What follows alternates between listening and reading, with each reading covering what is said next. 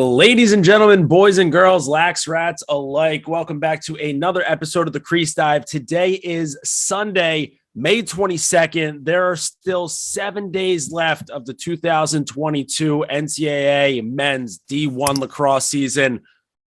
But the Maryland Terrapins, they are your national champs. I mean, there's nothing more that anyone needs to see. Maryland is the best team in the nation. They're probably the best college lacrosse team of all time. As we are recording this, it is now 16-7 Maryland over Virginia with 8 minutes still to go in the fourth quarter. I'm Jordy from Barstool, and with me, we've got Dukes on the mic, and Dukes is just, he looks like he's in agony watching this right now. No, I mean, I'm shocked that, I thought that Virginia would have woken up a little bit. I thought their defense, they came out firing, but it just, they didn't lack the intensity or the effort. Maryland would just put on a masterclass. It was honestly probably the most impressive performance I've seen in quite some time, blown away. It's official. Maryland is the best lacrosse team I have ever seen. Someone tweeted at us the analytics behind Maryland and how above and beyond they are to everyone else that's ever played the sport of lacrosse. It's impressive as fuck. I don't even know how the other teams show up next weekend, to be honest. Congrats to Maryland. Congrats to Maryland. We watched, so that regular season matchup between Maryland and Virginia. Obviously, the final score, an ass kicking for sure for Maryland. But we had mentioned before, watching that game, it never really seemed, holy shit, Schellenberger just got smoked. Mm-hmm. But it just never really seemed like it was that wide open of a game. Both defenses actually weren't playing terribly. There were a ton of goals, but it all just came down to Maryland just being way too deep for Virginia to keep up with. This time around though, no, it's not like Virginia lacked the intensity or anything like that, but their star players were nothing against this Maryland defense. I think that was the scariest part of all about this game, this go around in the quarterfinals between Maryland and Virginia. The fact that Brett Makar was able to hold Schellenberger to, we won't know his final stats as we're recording this right now, but Shelley, not a problem. Zapatello and Ray Hill and the rest of those guys holding Matt Moore in check. Matt Moore, not a problem in this game. The fact that, this defense was able to hold what would be the second most lethal offense in college lacrosse and just make them all non-problems besides maybe Jeff Connor. That is what's scary about heading into next weekend, right? Because no matter what, Maryland's offense is going to get theirs, right? They're just too deep. They're too loaded. They're going to score. They're going to score in waves. And the only chance that you have is that you have an offense that's deadly enough to keep up with it. If Schellenberger and Matt Moore can't do that, I don't know. Can Sam English and Calder Mackesy? They're good players. They're not Schellenberger and Matt Moore. Can CJ Kurse and Piatelli? They're good players. They're not Schellenberger and Matt Moore. No, it's just a sleep on fact. Wait, so one thing, the most impressive thing, I think Zapatello was marked up on Shelley for most of the game. And it was I for sure thought they were going to put Makar on him, shut him the fuck down. Still at this point, no points for Shelley. So again, their stars didn't set up, but is it kind of on Lars? I said Lars would put on a masterclass. I was talking last podcast that Lars owns Tillman, but it looks like he made no adjustments from the first time around. He's sticking to the big little sets. Clearly weren't working. They couldn't get Cormier open on the crease. There's one time they got open. Yeah, I think Cormier has one shot, maybe two. He just scored a second. So fuck. My thing, I don't know if. All right, so defense was the most impressive. Defense was the most impressive part for me for Maryland today, without a doubt. I don't want to bail out Lars here because I think that Lars did a classic case of overthinking in this game. Between going into the zone against Anthony DeMeo, the angriest shooter in college lacrosse, you might not want to zone up against that guy. The 10-man ride, that type of shit. like there's some stuff here where like Lars definitely deserves quite a bit of blame, but like the defensive matchup against, the defensive performance that Maryland put on here, where like they were trying to get those big little looks, and against most teams, those would have been perfectly good look, right? Like they were setting it up, they were getting where they need to go. And Maryland just refused to switch on anything, right? They would just get under those picks, make sure that they keep their matchups, and then they would win those one-on-one. Like that's just like Lars, a coach can only do so much when the players on the other team are just so much better than anybody else that they're going up against. So, Lars definitely didn't have himself a good day at all, as he's getting his ass kicked by John Tillman and his iPad. But at the end of the day, I don't think that anybody could have done anything against this Maryland team. I agree. And I don't want to take anything to it. I said last year in the national championship, it looked like Virginia was running away with it. And that's when Weirman came in and kind of owned PD at the X. I was like, if PD can't win the faceoffs today, like you can't give Maryland two, like if you keep it down to like 60 or below, you might have a chance. But when Weirman goes 70% from the faceoff X and you give Maryland that many possessions with that talented of an offense, you're basically giving your team no chance to win the game. Like then all of a sudden your offense, if you're Matt Moore and you're Shelley, I'm not taking any blame. Like I'm not trying to take blame away from them, but like if you start rushing your possessions, you start looking for those shots, maybe shots that you wouldn't normally take. Their shooting percentage was awful. I want to see how many saves McNaney has through this point. McNaney has 11 saves, 8 goals against. But like but it even like I think they're happy at 5. Yeah, but like there are 11 saves for sure, but I don't really remember many where it's like, oh, like thank God McNaney was in the cage for Maryland there. Like no one was stopping that one. It's like like a lot of like Matt Moore, maybe like kind of like like not getting himself to the cage and kind of fading away a little bit. Like I know that Shelley had one where he hit that jumping fade away question mark that was like popcorn. So McNaney looked good, and he was awesome in the clear game too. So it's not like he like didn't do a great job to add on to this dominant performance for Maryland, but it's also like the defense was just so sick that Maryland could have thrown multiple different guys in net for this one, and we'd be looking at a very similar result here. Something just happened on the TV that pissed me the fuck off. Higgins was just talking shit to Matt Moore. Okay, Maryland, Maryland this year is better, like the best team I've ever seen. But shut the fuck up talking to a 2-time champ. Like you think that his career's over. He had like one of the best careers you could possibly ever have for a college lacrosse player.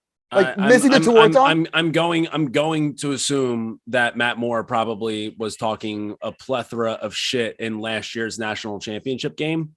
Yeah, won the title. Like 2 titles.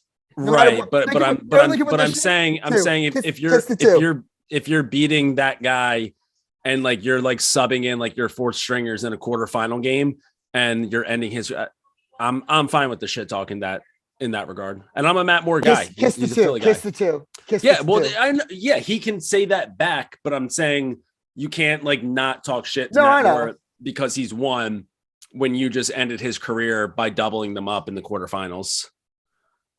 Like this is the time. This is the time where you really like jam your foot on their throat. Like you throw sportsmanship out the window on this one.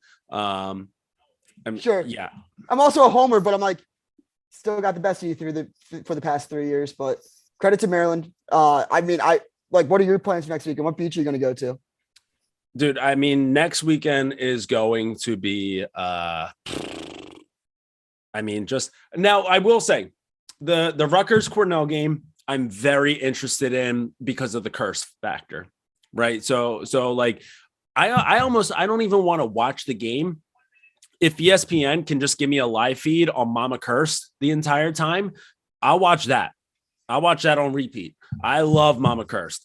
So you get to see CJ and Colin going up against each other. I do think that Rutgers Cornell will be a somewhat it'll be an okay game. Like it'll be like a game that like I'd be excited to watch like end of March. It's not necessarily a game that I'm going to get excited for championship weekend. It's got no juice in that regard. I'll be rooting for Cornell, obviously, just because my hatred of Rutgers, and also like would love Connor Busick to kind of just keep building his, personal resume. But yeah, I mean, that Maryland Princeton game is going to be a complete dick kicking. And then that Maryland, whoever they play on Memorial Day Monday, is going to be an absolute like I think Maryland wins both games next weekend by a combined, I'll call it 23 goals. Really? I don't know if Princeton will be a blowout. Like, what's a blowout in Maryland terms? But like, what is Princeton going to do to stop Maryland? Like they've got like a perfectly good goalie. Noon was also good heading into this game. He got fucking lit up. That Sandoval is a perfectly fine faceoff guy. PD LaSalle was like the guy, and he just got waxed by Luke Weirman all day. Sandoval also didn't play the last time that Maryland went out. Didn't take a single faceoff. So that's something to look out for. And they lost 15-10. So that's an interesting factor. No, you don't think so? Come on, you're not going to say that Maryland wins by 3 now? I mean, it was 70-30 last time. Okay, all right, yeah. So, all right, so like, if it goes 70-30 again, I'll say this: if it goes 70-30 again, and Sandoval's not a factor at all, like Weirman's the best faceoff guy in the country, in my opinion, right now. But if Sandoval goes 30%, just like Barra did for Princeton, then like Maryland's going to win by 5+ again. But Sam English got his. He got 4 goals last time that Maryland went out.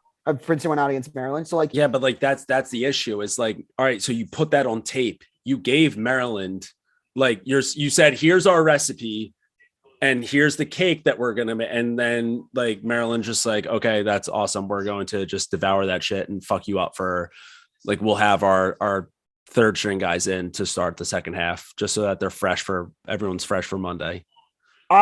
I don't know. I'm taking Maryland. I'm not going to be stupid. I'm trying to stick up for Princeton here. The over, I don't even know what it is. Definitely the play. Also, shout out to me. I went 0 for 4 on my picks this weekend. I didn't pick one game right. Yeah, I mean, thank God for Maryland, or else I would. I mean, this was the only one where we had different. Someone was like, chat, like, you guys are fucking idiots. You guys are fucking idiots. You didn't pick one game right. It's like, yeah, dude, we don't keep record of our, like, if we kept our records, maybe we'd be over, but we don't. Yeah, and I mean, also, like, who could have seen this weekend being such a gigantic stinker that it was? We had 4 quarterfinal games this weekend. Not a single one was good. Yeah, and okay, let me say, Penn Rutgers was a fine lacrosse game. I thought it was fine. Like, great goaltending on both ends of the field. So I'm not a guy who usually gives goalie their credit, but I'll give Kirst and Birkinshaw their flowers on that one. Like, that was a great goaltending performance by those guys. It wasn't a great memorable game in any sense, but it was a game where, like, if you watched it in March, you'd be like, all right, yeah, like, that was good. The fact that it was an NCAA quarterfinal game where I'm not going to remember really a single moment of that game, not great. The Cornell Yale game was not Cornell Yale game. The Princeton Yale game was like, I don't remember. The only thing I remember from that game was George Bond just fucking someone up. Just that. By the way, I didn't even like George Bond from about, I don't know, like 3 minutes away from my house. So, George, if you're listening to the podcast right now, let's go out and grab a beer after the season's over, and your season will be over Saturday, either at like 2:15 or at like 5:15. Whoa! Yeah, I don't know if he's gonna grab beers anymore, George. Dude, so yesterday. By the way, when I was going into this podcast, I was like, I don't even know about like the breakdown of the games. One thing. The Hofstra environment compared to the Columbus environment was day and night. It was so much better at Hofstra. The stands were packed. They were like, actually, like, and Rutgers showed the fuck out. Like, they took over like 3/4 of the bleacher. Penn had like a good loud stand, but it wasn't even compared to Rutgers. They definitely were the biggest crowd of the day. Same with Princeton. Hot as shit. One, that was the most memorable part of the day. And then two, Kurst played. I wasn't watching like the telecast, so I couldn't keep up with like the saves. I'm gonna look it up right now, but it legitimately seemed like he had 23 saves. It was one of the best goalie performances I feel like I've ever seen. Yeah, and like those were ones too where, all right, so I don't think that Penn's offense looked that great. Hanley was hurt. Okay, so those rumors, and those were the rumors. People once Rutgers went up, people said Hanley's hurt. Yeah, it's got to be. Yeah. I mean, Hanley just. That's a game where, we always talk about the tournament where, like, okay, like maybe a guy can go out and win himself the Tewaaraton, like a finalist can go out into the tournament and win himself a Tewaaraton. That was a moment that that was a game for Sam Hanley where he went out there and it was like, okay, yeah, this guy's definitely not winning the Tewaaraton now.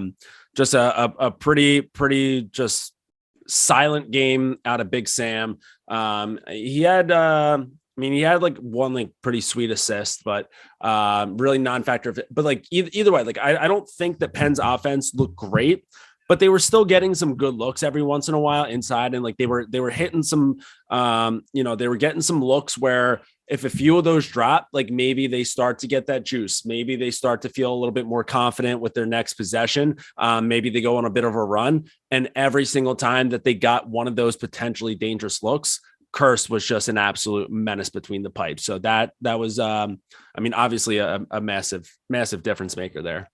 I just looked it up. 18 saves for Kurst. That's just like a remarkable effort. But besides that, if Rutgers does want any chance next weekend to win the national championship, I'm calling on TJ Hitchings, Rutgers superfan. I think he has to go to the game, because if they lose, it's definitely like they need the power there. They need the sauce. So like they could have a little bit of an advantage. New Jersey's not too far away. TJ's just down the block, so who knows? I'm calling on TJ Hitchings to show up to that game.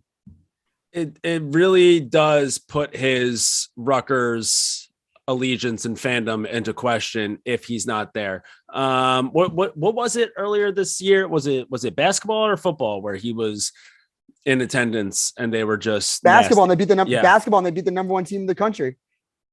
So plenty are saying, I'm gonna tweet at him off the Crease account right now. Put it. I will say though, if Rutgers ends up winning that game, that is going to be such a massive disappointment for Monday.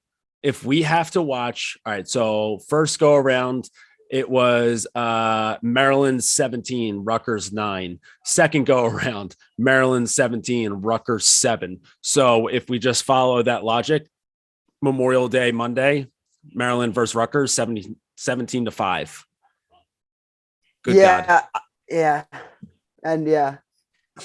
National champs officially. But yeah, I think that okay, well, all right, huge news. Virginia just scored to bring the game within single digits with 51 seconds left. So we're so off. You're so off. I just saw the final score go up and I go, oh, game over. And you said, all right. Well, Evans scored. Yes.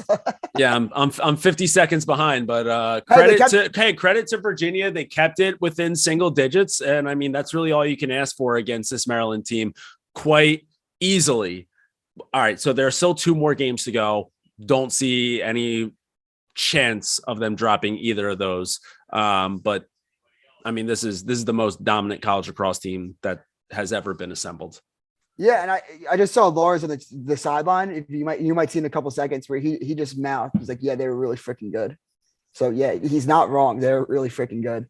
I'm not gonna lie. I'm a little interested in the Princeton game. Right, but like, all right, so they lost by 5, and now Maryland has all that to build off of from there. There's two avenues that you can look at this game, in my opinion. If you're like trying to look at like a storyline to like sell yourself on a game, you can either go Maryland already treated the Virginia game as the national championship, and they're like, it's a cakewalk now, which I don't think they do. did. I don't think that they. I don't think they. I think they need to finish the business. I think they know that. But I'm just telling you on a storyline. Like you could sell yourself on that storyline. And you could also be like, it is a down spot. Like you already beat Princeton. You just beat the 2-time national champs. I think that Princeton has a better face-off guy facing off for them now. Like if he neutralizes Weirman, Dukes, don't do this. Dukes, don't do this. Don't do this. They have a shot. Why do you do this? Why do you do this? They have a shot to cover the spread. They have a shot to cover the spread. What's the spread? 8.5? I don't think so. I think it might be lower than. I think if Virginia was 4.5, I think that Princeton will be like 3.5, 4. Princeton was like the number 2 RPI team. Like if they're going off analytics and everything, like I don't agree with you, but they just go off computers for spreads. Like it could be 3.5, 4. It won't be anything higher than 5. If it's higher than 5, I'd be shocked. All right. I mean, if you're watching this on YouTube right now, you know exactly how I feel about this one with facial expressions. If you're listening on the podcast right now, dude, you're an absolute maniac. Don't do this to yourself. Did you see? There's literally no reason whatsoever in this reality that we are living in right now, in this universe. There is no reason why you should try to be talking yourself into Princeton keeping it tight. I know you're not saying Princeton's going to win, but even keeping it tight, good fucking luck. I just want to pull up this tweet. This is June 29th, 2021. I'm going to get ahead of this. I won't be fading Maryland next year. This is when they announced that Keegan Khan and Jonathan Donville were going to Maryland. And I remember being like, Maryland, this is going to be Maryland's best team ever. I warned myself not to fade Maryland at any time throughout the season. And I only bet against them twice, and both times I've lost. And they're both Virginia games. Like I told myself, don't do it. And I still did it. Dude, I mean, again, Sam English, great lacrosse player. Big fan of him. Love watching him play. Chris Brown, guy can score the shit out of the ball. Alex Slusher, great talent for Princeton. I'm excited to watch him next year. Coulter Mackesy, guy, like just smooth stroke. Real big fan of all those guys. The only issue, there's like 4 guys on Maryland who are better than all of them. I don't disagree. Look. Yeah. Also, like Sandoval also kind of got wrecked yesterday. So yeah, I mean, all I'm saying, this is my only point with the whole entire game. If Princeton can keep Weirman to 60% or less, they could cover the spread. Do you remember any moment of yesterday of that Princeton Yale game? I'm trying to think about it right now. I remember that hit. Do you know that like basically midway through the third quarter or like through the fourth, I was like, dude, it is so nice. Princeton's winning this game. This is like, I watched 2 boring lacrosse games and I was sitting in the stands melting. I was like, I got to get down to the beach. Had my friend drive me and I was watching the fourth quarter on my Fubo TV app. Like it was probably the least memorable game. I liked like Rutgers was pretty memorable. It had a shot at the end. I thought it was definitely going to go to overtime, that Rutgers Penn game, but Yale Princeton was Princeton basically the entire game, up like 3 or 4, like in a comfortable lead, never really got too close. Yeah, I mean the hits in the Princeton game were like the only thing where I was like, oh wow, like that was a nice hit. Somebody had a dirty goal, like right on the crease. Can't think of who it was. Oh, well, was it a Brad Sharp goal for Yale? I remember Brad Sharp had a garbage goal, kind of like I'm blanking on it now. I remember he had like a sick goal at one point, and I was like, damn, like Brad Sharp, like that's a player right there. Yeah, I mean George Bond just dominated. Brandel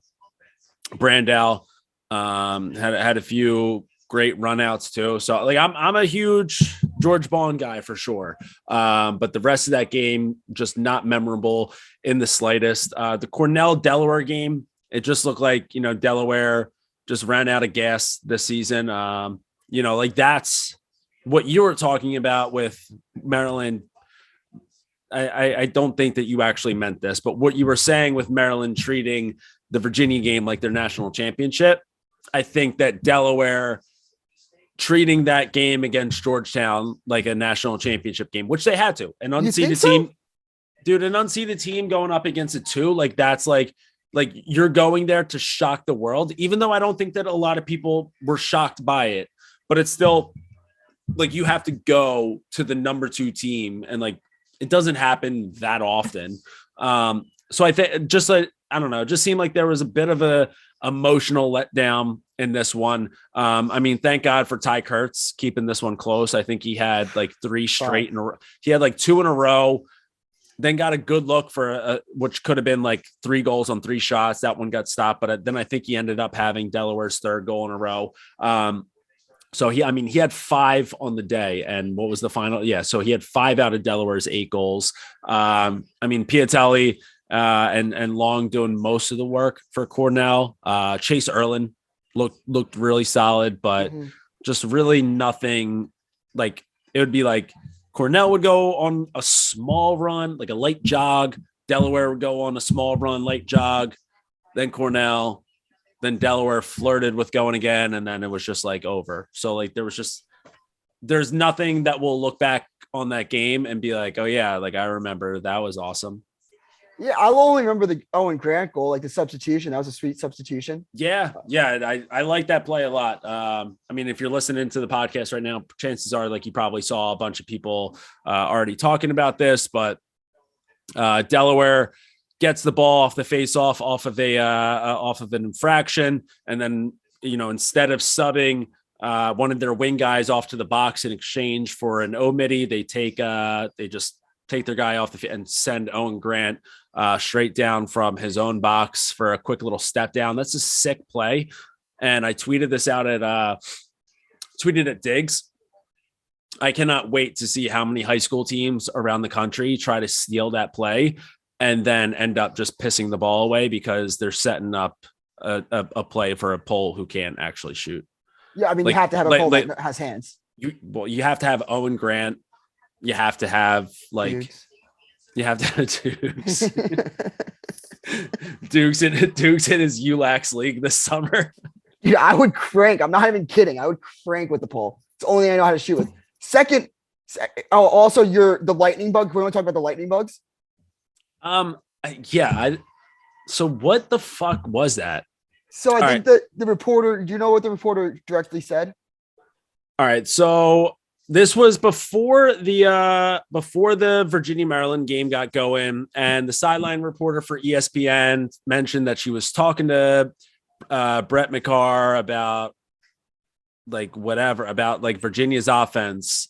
And apparently the analogy that he used was they're like trying to catch a lightning bug in a jar. I think that he probably said, or maybe like she meant to say it's like trying to catch lightning in a jar. It'd be very difficult to catch lightning in a jar. But catching a lightning bug in a jar, I feel like is like the easiest thing of all. Like, I feel like that's what like every like 4-year-old little kid does out in the yard in the summertime, where like you go out there, you catch and then it lights up and you poke some holes in it and it's a fun time. Like, I feel like you can catch lightning bugs in a jar at 4 years old. You probably can't catch lightning in a jar at 4.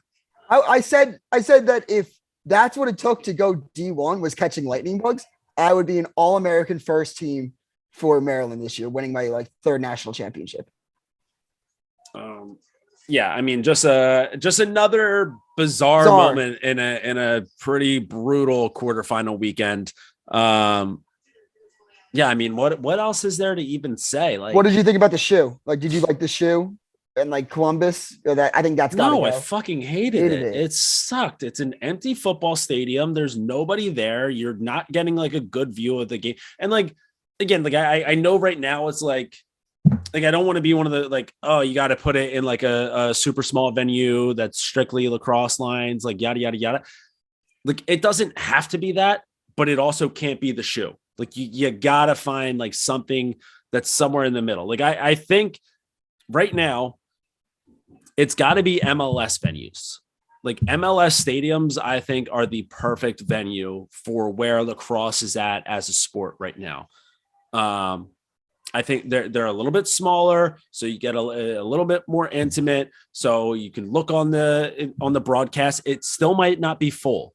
Like if you put it out in Columbus, May 20th, a team from Virginia and Maryland, like you're just not going to get that many people there regardless. So like, even if you put it, so like who's out in Columbus for, is there like the Columbus Crew? I know that there's Columbus an MLS. Crew. Yeah. It's a nice ass stadium.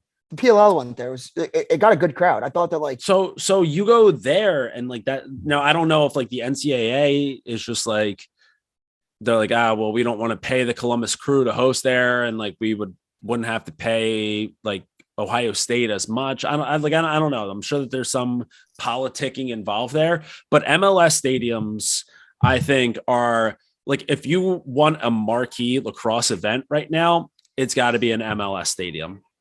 I even like what's it like? I thought how did Hofstra look on the TV? Hofstra looked fine. Like because it was packed, like packed from my view. Yeah, I think that, but like, I don't know. Now I'm thinking about it, like there was both sides, and behind the end zone were like filled. Yeah, so I mean, maybe like just like the field itself, like wasn't anything that like took my breath away. So like maybe like that's where like going to like an MLS stadium would be a little bit different, just because like it would just like look nicer on the broadcast. But like I don't know, like you could like hear the crowd getting into it and shit like that for the Hofstra game. So like you could like hear like the environment being a factor. Yeah. So I mean, like Hofstra's a great spot to put a marquee lacrosse event. Like you're going to get fans. There's no doubt about it. But if you want to do, because then I see the Eamon McEnany's out there, and we love Eamon, so we're not, this is not a dig, but saying like, oh well, like you can't just keep putting events on Long Island, because then how are you going to grow the game? And it's like, okay, like that's, if you want to grow the game though, and like put games in Ohio, like you're not going to grow shit by playing it in an empty stadium. Like who's leaving that game and being like, oh yeah, like Columbus is a lacrosse town now. Like we had like 8 people out there, but like you could, I don't know. I feel like if you're going to non-hotbed areas, MLS is like caps it off, like a nice little, like, I don't know how many fans do you think the Columbus Crew Stadium can hold? Let's look it up. This is bad radio. I'll say this, like even like the College World Series, how it's always in Nebraska. Northeastern states don't watch college baseball. Like I think putting the quarters, like in Long Island and Maryland and like Philly, and then like maybe the occasional like Denver. Like, do you think that Denver would be able to fill it out? Like that's even too far for some teams to go to. Yeah. But like, I don't think risking it for fucking Columbus doesn't do anything. Yeah. All right. So historic Crew Stadium, previously known as Columbus Crew Stadium, it holds just a shade under 20,000. And then, the Horseshoe holds over, 100,000. So like you put a non-capacity crowd in there, like it's at least going to look better. So again, like, yeah, I think if you're going non-hotbed, find an MLS stadium to go to. You might not pack it out, but it's at least going to look a little bit better. If you want to go and keep it in the hotbeds, then like you can go to a place where like Hofstra, where you're going to pack it out, and you pack out that stadium, and it's going to be a great environment. So I don't know. I think that's what I would do moving forward, but I also know that the NCAA doesn't really operate in terms of like logistics and rational thinking and just making smart decisions. Like they'll typically just do the opposite. Yeah. I mean, it's definitely what you said about like, just, they want to go for the quarterfinals, like even just like NCAA regulated stadiums. But like, I kind of liked what, I forget who said it, maybe Joe French, like just go to like, go to like the one seed and the 2 seed, or like the highest seed on the other side of the bracket, and like kind of make it like a last minute decision. I don't know if that's like smart or not. The only thing that like you open yourself up to like at that point is like, would like never happen, but like what if like Cleveland State just like had like a 6 season and then they were like a 1 seed, like it just opened. I would love that. It would be great chaos, but like if Cleveland State was the number 2 team in the country and they had to host, in that scenario, I think that Cleveland State would like show the fuck out for it. Do you like? I think that they'd be like, this is wild. Our lacrosse team that like we don't ever have any opportunity like this. Like we're number 2 in the country. Like we're a lacrosse school now. Like I think that Cleveland State guys would like get down for it. I bet you that like Maybe. they have. Like, I would hope they so. have the parties. All the girls would go. I'm telling you, Cleveland State would show out. I would hope so, but I'm saying like you just open yourself up to like that being like a possibility, or like Canisius, like yeah, yeah, like or like what if somehow Wagner decides that they're not the worst lacrosse school ever again, and then you got to like, all right, so let's go to Staten Island for the day. Yeah, and then we'll get some good sandwiches, maybe a slice of pizza. Yeah. No, it's a brilliant idea if you have like 2 ACC schools at the top of the bracket, or if you have Yale, like if it was like Yale and Virginia, or Yale and UNC, yeah, I'd say do that all the time. It's just, I guess that there's like some sort of, yeah. I mean, just do it at Yale all the time. Actually, maybe what we'll do is just every year Josiah will build a new stadium around the nation to host the tournament at. Grow the game. Yep. But yeah, so quarterfinal weekend, just 4 lackluster games. I mean, we saw Virginia, or we saw the Virginia dynasty die. So, I mean, listen, a historic run from Virginia for sure. I mean, not too many back-to-back champions in recent history. So you had back-to-back, I guess, what were they? They were the first to do it since Duke in 13-14. They were probably the first to do it since Syracuse. But either way, great run for Virginia, but they get mollywopped by Maryland. Maryland cements themselves as the most dominant team in college lacrosse history after they get these next 2 wins next week. Rutgers, listen, I've been down on them the whole time. I said this before. I said that I was going to continue to hate Rutgers until they prove to me, until they give me a reason to not doubt and hate them anymore. They did that this week. So my just blind hatred of Rutgers, that's out the window. So congratulations to Rutgers for that one. I am very excited and nervous for the Cursed family. I think that's quite the matchup to keep an eye on. And I mean, yeah, that Princeton Yale game, really cool hit by George Bond, and that's it. Yeah. The only thing that this is my last theory for the episode, I think. I'm starting to think I said this earlier in a tweet, but I think that Tillman and Donna worked out a deal to keep Notre Dame out. I think that Tillman played Notre Dame the first time around. He's like, wow, this is such an impressive team. This defense, this offense, I'm petrified of going into the tournament. And he was like, Donna, if you look at the RPI and you look at who they played, they really beat nobody. If you really look into it. And Donna's like, Coach, you're kind of right. What should we do? And he's like, I'm not telling you what to do, but I'm suggesting that you look at keeping them out of the tournament. I think that's the integrity. Harvard has has a better resume.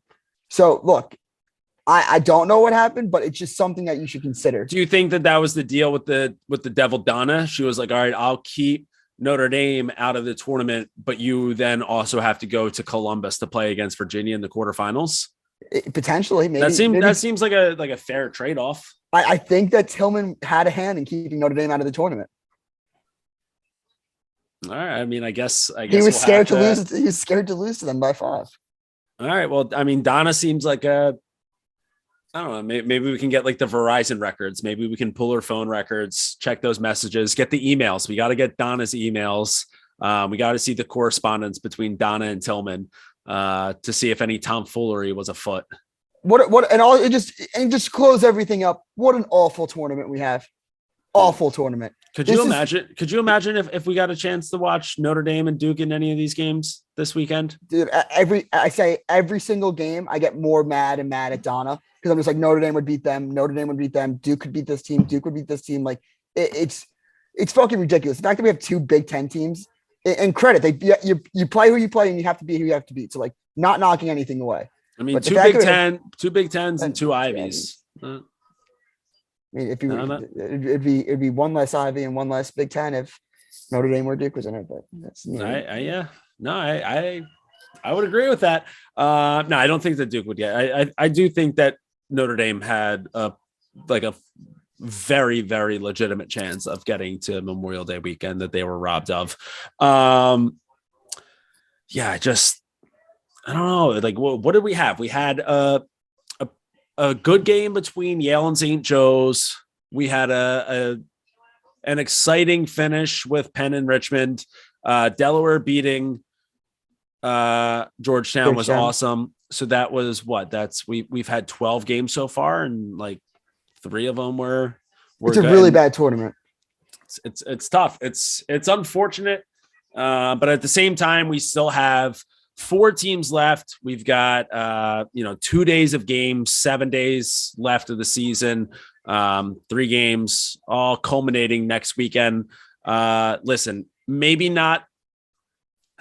I don't know. It's tough to say this. Like I want you to really push lacrosse onto your like non-lacrosse fan friends this weekend, like just because this is always the biggest weekend for lacrosse. Like this is a weekend where like you can get big cat watching lacrosse. That's huge. This is a weekend where you've got your buddies, you're down the shore, gassing a few beers. You throw it on and just like as you're barbecuing or whatever, and maybe people get involved a little bit. I just don't think just do it for the Cornell Rutgers game or yeah. Just don't have people tune into an absolute dick kicking, which we're going to get 2 of those, one on Saturday and one on Monday. Look, if you go to like a beach club or something, like go to the beach, don't stay home, go to the beach, throw it on in a cabana, throw it on the TV, go to a bar, throw it on the TV. I'm telling you, this is Maryland national champs. I wonder what ring size Tillman has. I wonder what ring he's going to put a second ring on, what finger he's going to put a second ring on. I want the biggest question is going to win most outstanding player. But we'll get into that next episode. Yeah, I guess we will. Right now, my money's. I mean, I'd say DeMeo or Weirman. I'd say Bubba Fairman. Everyone always doubts him. Listen, I mean, Bubba had a huge game, so he's had a huge tournament so far. Those short stick D middies. I mean, like all 4 of them are just studs. It's just unbelievable. No, actually, I'd give most outstanding to whoever's running the box for Maryland. I mean, this team in transition is just so lethal. They get so many looks out of the substitution game. Yeah. It is ridiculous.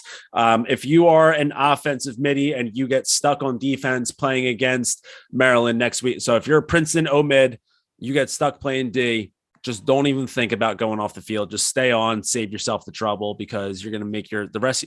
Like the best thing that can happen, you get taken 1-on-1. They take it to the rack. They score, whatever. They were supposed to score anyway. You're an offensive midi. If you just like hang your teammates out to dry because you try to get off the field in that substitution game and they've got you cooked by 15 yards, not a good look. But yeah, so quarterfinal weekend, we've got, we'll be back on Thursday or Friday. Maybe we'll try to get this next episode out on Thursday. That way, everyone will have it. I mean, yeah. Maybe if people are trying to head to the shore Thursday night, beat the traffic, kind of speaking about myself right now. But yeah, either Thursday or Friday, we will be back with our Final Four preview show. And then, I mean, counting down the days to the end of the college season. And then we've got PLL right around the corner, so we won't be going anywhere. Dukes, anything else before we close up shop for the day? Speaking of PLL, Maryland might be the only team to win a national championship and a PLL championship in the same year. I think that if they played in the PLL, like I don't see why they couldn't. Right, their entire team got drafted. They've been playing together for months. Like they could probably be Culver. Yeah. Make sure you guys are subscribed to us on YouTube, the Crease Dive on there. We are also at the Crease Dive on Twitter and Instagram. Let's get one real strong final push for the socials as we head into Memorial Day weekend. So listen, we've been putting on, we've been trying to do our best for you guys all season long. The least you can do is smash that subscribe button, smash that follow button. Let's get one good final push on YouTube, Twitter, and Instagram. And in the meantime, we'll be keeping it low to high to the day we die. We out.